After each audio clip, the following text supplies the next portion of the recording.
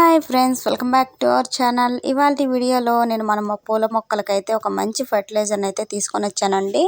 అదేంటంటే మనం పువ్వులు బాగా పూయడం లేదు, మొక్క ఎదుగుదల లేదు, అలాగే సాయిల్ బలంగా లేదు అనే ప్రతి ఒక్కరికి కూడా ఈ ఫర్టిలైజర్ అనేది ఒక్కసారి మీరు ట్రై చేసి మీ మొక్కలకి ఇచ్చి చూడండి.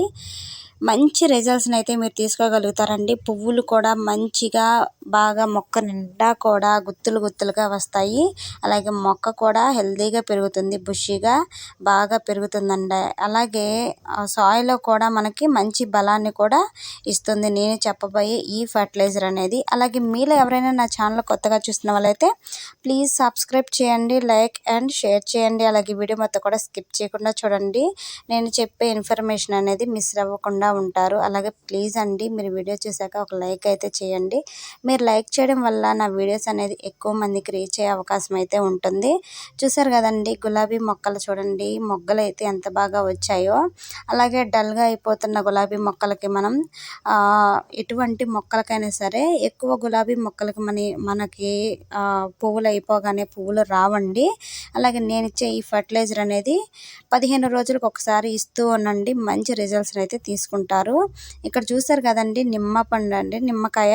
ఇది చూడండి, పాడైపోయిన నిమ్మకాయలు కానివ్వండి, మంచిగా ఉండే నిమ్మకాయ కానివ్వండి, మన ఇంట్లో ఉంటూ ఉంటాయి కదా, పాడైపోయినా సరే మన మొక్కలకు అనేది ఇస్తూ ఉండాలండి. కనీసం నెలకు ఒక్కసారైనా సరే మనం ఈ ఫర్టిలైజర్ చేసి మొక్కకి ఇస్తూ ఉండాలి. నేనైతే దబ్బలుగా కట్ చేసుకొని ఇలా గ్రైండ్ చేసుకున్నానండి. కచ్చా పచ్చగా చేసుకున్న ఇబ్బంది ఏమి ఉండదు. చూసారు కదా, ఇలాగా గ్రైండ్ చేసుకున్నాను. గ్రైండ్ చేసుకున్న తర్వాత నేను 5 లీటర్ల వాటర్కి ఒక నిమ్మకాయ అయితే తీసుకున్నానండి. మీకు ఎక్కువ మొక్కలు ఉంటే మాత్రం 5 లీటర్లకి ఒక నిమ్మకాయ చొప్పున తీసుకొని ఇలా గ్రైండ్ చేసుకొని వేసేసుకోండి.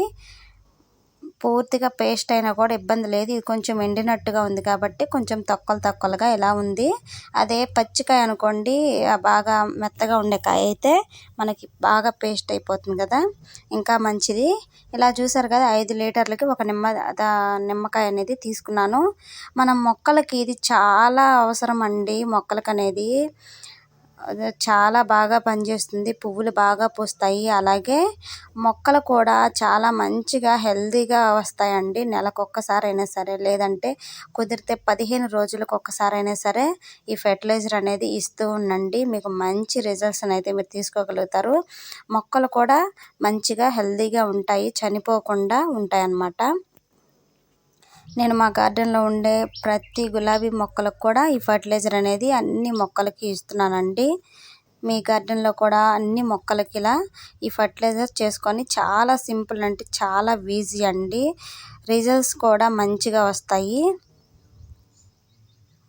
అలాగే ఈ వీడియో మీకు నచ్చినట్టయితే లైక్ చేయండి, షేర్ చేయండి, సబ్స్క్రైబ్ చేయండి. ప్లీజ్ అండి, సపోర్ట్ చేయండి. అలాగే ప్రీవియస్ వీడియోస్ కూడా చూడండి, మీకు చాలా బాగా యూస్ఫుల్ అయ్యే వీడియోస్ అయితే మన ఛానల్లో ఉన్నాయి. Bye friends.